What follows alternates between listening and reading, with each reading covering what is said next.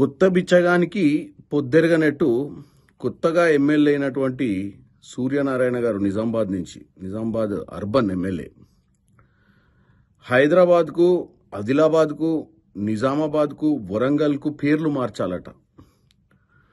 ఆయన first of all ఒకటి అర్థం చేసుకోవాలి.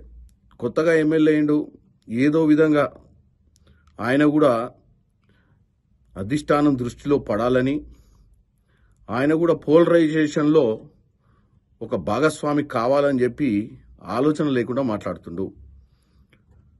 గుజరాత్లో, భారతదేశంలో ఎన్నో రాష్ట్రాలలో, బీజేపీ పాలిత రాష్ట్రాలలో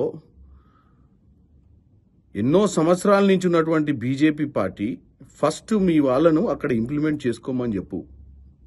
ఎందుకంటే ఇక్కడ ఏదో కొత్తగా వచ్చినావు, ఏదో విధంగా లైమ్ లైట్లోకి రావాలని పనికిరాని మాటలు మాట్లాడొద్దు.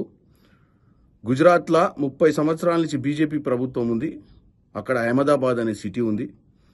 ఇంకా భారతదేశంలో ఈరోజు బీజేపీ పాలిస్తున్నటువంటి రాష్ట్రాలు మహారాష్ట్రలో ఔరంగాబాద్లు ఉన్నాయి, అహ్మదాబాద్లు, ఔరంగాబాద్లు, చాలా బాధలు ఉన్నాయి. సో మీరు దయచేసి తెలంగాణ ప్రజలను, తెలంగాణలో మీ యొక్క ఆలోచనను తెలంగాణ ప్రజలకు అంటగట్టొద్దని, ముఖ్యంగా మా ప్రభుత్వం వచ్చి 60 రోజులైంది.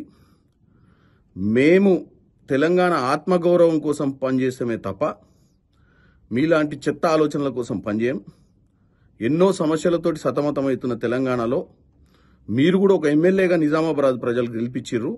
ఓ మంచి ఆలోచనతోటి నిజామాబాద్ ప్రజలకు ఈరోజు అప్పుల రాష్ట్రంగా మారిన రాష్ట్రాన్ని మనం ఎలా గాడిలోకి తెచ్చుకోవాలని మాట్లాడాల్సిందిగా కోరుకుంటున్నాను.